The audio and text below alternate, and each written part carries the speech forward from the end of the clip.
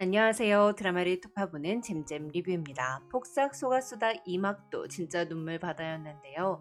애순이 엄마가 시어머니한테 애순이 꼭 한 번은 도와달라고 부탁하고 떠난 거랑 별이 돼버린 동명이 이야기는 진짜 너무 마음이 아프더라고요. 반면 다이아 반지 도둑 누명을 쓴 금명이를 도와준 부산 여관에서 만났던 언니의 등장은 진짜 반가웠는데요. 부모의 덕도, 부모의 업보도, 부모의 싸가지도 모두 자식이 물려받는다는 얘기가 딱 들어맞은 에피소드였습니다. 그래서 이번 영상에서는 혼자였으면 골백 번 꺾였을 인생을 같이 가면 백리길도 십리길이 되게 만들어주는 사람들에 대한 이야기를 하려고 하는데요. 그럼 혼자 안 피고 때로 피는 유채꽃 같은 사람들에 대한 이야기 먼저 시작하고 결혼식장에선 금명이가 박영봉과의 결혼식을 파토내고 마음껏 하고 싶은 대로 날아오른다는 대피셜을 펼쳐보도록 하겠습니다. 부산길의 입김 때문에 배를 타지 못하게 된 관식이는 시들어갔습니다. 하루 벌면 우리 식구 하루 살 수 있는데 그 하루가 어찌나 치사한지 쌀떡은 야속해져만 갔는데요. 아니 박보검 배우는 어떻게 뒤통수까지 연기를 하는지 모르겠어요. 진짜 그 뒤돌아서 누워있는 그 뒤통수가 너무 애달프더라고요. 한편 애순이는 할머니를 찾아가 도와달라는 말도 못하고 울기만 했습니다. 어린 부모가 돈 좀 빌려주세요 이 말이 얼마나 구차하고 창피했겠어요. 어른이 되면 손에나 속에나 굳은 살이 절로 배기는 건 줄 알았지만 거저 어른이 될 수는 없었고 그냥 다 뜨겁고 맨날 튀면서 아픈 시간들을 견뎌내야만 어른이 될 수 있다는 걸 애순이는 그 여름에 느꼈습니다. 근데 애순이 할머니의 뭐가 고달퍼? 이 짧은 대사는 고달프지 않은 사람의 마음까지도 후벼파 눈물이 나오게 할 정도였는데요. 애순이 할머니는 새끼 먹일 쌀독이 비었는데도 입이 안 떨어져 울고만 있는 아직 애기 같은 손녀에게 배를 사라며 피난 전에 국밥 팔아서 모아놓았던 돈을 건넸습니다. 10살밖에 안 된 딸을 두고 죽어야 했던 광래가 시어머니를 찾아가 애순이가 살다가 고달파 할머니를 찾아오면 꼭 한 번만 도와달라고 부탁을 했던 거였는데요. 집안 살림 다 거덜낸 종구 새끼한테 돈을 안 주고 애순이 주려고 돈을 숨겨놨던 할머니 너무 좋더라고요. 이후에 애순과 관식은 배를 샀는데요. 애순이가 시모한테 입에 우리 할머니가 저 사준 거니까 양씨배 아니고 옷씨배라고 금명아빠 사주의 만석 곡간이 저였나 보다고 해맑게 말할 때 속이 다 시원하더라고요. 식모가 아니라 스스로를 복덩이로 만들어버리는 우리 애순이. 거기다가 아들 손주의 선장에다가 은수저까지 어머님 노래하시는 건 싹 다 해드리는데 진짜 미워할 수가 없는 사랑스러운 캐릭터죠. 이후 간식이와 애순이는 엄마가 살던 그 집을 샀고 애순이에게는 진짜 내 집과 중고 아니고 새거에다가 내 거인 자개장이 생겼습니다. 애순이에게 그 자개장은 쨍쨍하던 그들의 그림 같은 여름날 같았기에 애순이는 그 자개장을 오래도록 버릴 수 없었죠. 한편 애순이와 간식이는 만 3살이던 동명이를 잃고 말았는데요. 관식이와 애순이의 하늘이 무너지던 날 처음으로 무너진 무쇠의 울음은 파도를 덮어버렸어요. 이게 온 식구가 다 동명이의 죽음에 죄책감을 느끼고 있다는 게 참 슬프더라고요. 애순이는 자기가 그 방파제의 아이를 세웠다고 자책하고 금명이는 자기가 태풍 오는 날 자전거를 타서 동명이가 죽었다고 자책하고 은명이는 아기를 데리고 오지 못했다고 자책하고 관식이는 그날 축대를 쌓으러 가지를 말았어야 했다며 자기 자신을 원망했습니다.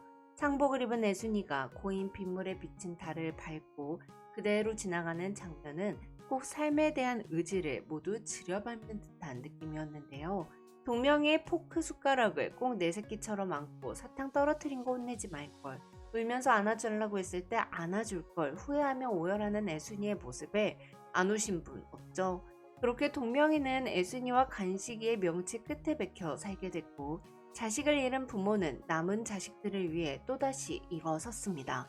죽을 고비 900번마다 살고 싶은 이유가 골백개인데 죽을 수가 없었어요. 또한 관식이와 애순이가 세게 몰아치는 여름의 지랄에 힘들어할 때마다 두 사람을 살린 건 사람들의 온기였는데요. 만물센터 할아버지는 오다 주었다며 문어를 갖다 주고 만물센터 할머니는 티나지 않게 매일 밤 쌀독을 딱 하루치씩 채워 넣었고 해녀 이모들은 아이들 밥을 챙겼습니다. 라미녹은 도의적 장학금을 애순이에게 줬고요. 혼자였으면 골백 번 꺾였을 그 여름, 애틋한 사람들이 그들을 살려냈는데요. 또한 애순이 곁에는 꼭 안고 등을 토닥토닥 두들겨줄 관식이가 있었죠. 사람을 귀티나 보이게 만드는 건 비싼 머리핀이 아니라 귀한 사랑의 힘이라는 걸 애순이가 제대로 보여주는 것 같아요. 한편 다이아 반지 도둑으로 몰렸던 금명이는 애순이와 관식이가 쌓은 덕분에 도둑 누명을 벗었는데요. 애순 관식이가 야반도주를 했을 때 부산 여관에서 만난 상을당의 머리에 흰 리본을 하고 있던 언니가 바로 제니네에서 일하시는 분이었어요. 여자는 자면 가방 바로 털리니까 절대 불 끄지 말라고 알려준 애순이를 기억했고, 언니도 가방 털리면 속상하니까 같이 안 속상하면 더 좋기에 도와줬다는 애순이에게 20여 년이 지나 금명이를 돕는 것으로 보답을 했는데요. 폭삭 속았수다 이 드라마에서 착한 끝은 있어야지 이 대사가 총 2번 나오거든요.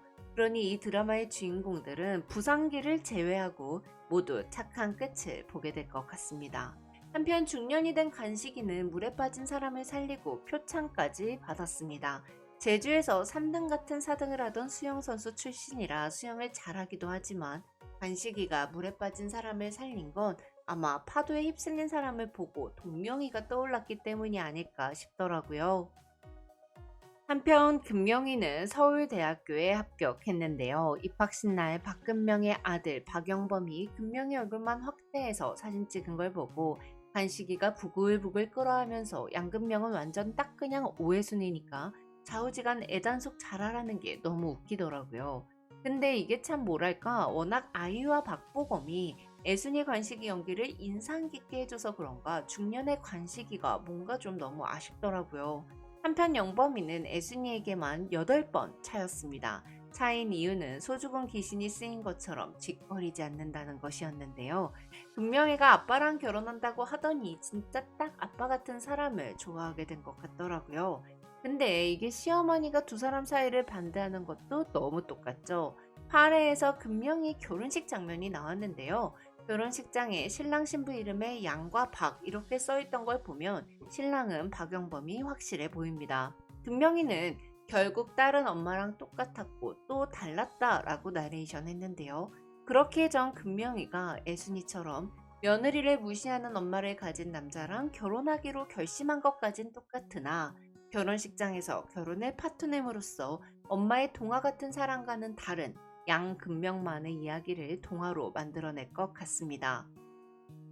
애순이는 식장으로 들어서는 문 앞에서 관식이와 나란히 서서 엉엉 울었습니다. 이는 기쁨의 눈물이라기보다는 뭔가 억울함이 가득해 보이는 꿈이었는데요. 이에 관식이는 금명이에게 너 하고 싶은 대로 하라고 말해줍니다. 애순이는 시커먼 담벼락 밑에서도 기어코 해를 찾아 고개를 드는 풀꽃 같았습니다. 기어코 빛을 찾아내는 사람이죠. 금명이 또한 자기 인생의 빛을 기어코 찾아내는 사람일 거예요. 또한 애순이는 과거 여자가 배를 타면 재수없다라는 말을 금명이에게 할 수 없어서 내 딸에게는 그런 세상을 주기 싫어서 먼저 상을 엎어버렸어요. 그런 애순이를 닮은 금명이가 무쇠 같은 아빠와 들보 같은 엄마를 믿고 자기 자신을 믿고 결혼식이라는 상을 엎어버릴 것 같아요. 폭삭 속았수다 스틸을 보면 금명이가 웨딩드레스를 입고 야외에 나와 활짝 웃는 사진이 있는데요. 전 그 스틸이 바로 금명이가 무시당하는 결혼 같은 거 하지 않기로 결정하고 결혼식이라는 상을 엎은 후 그대로 드레스를 입은 채 결혼식장에서 나온 후 웃는 장면이 아닐까 싶어요. 그럼 전 다른 리뷰로 찾아올게요. 지금까지 잼잼 리뷰였습니다. 감사합니다.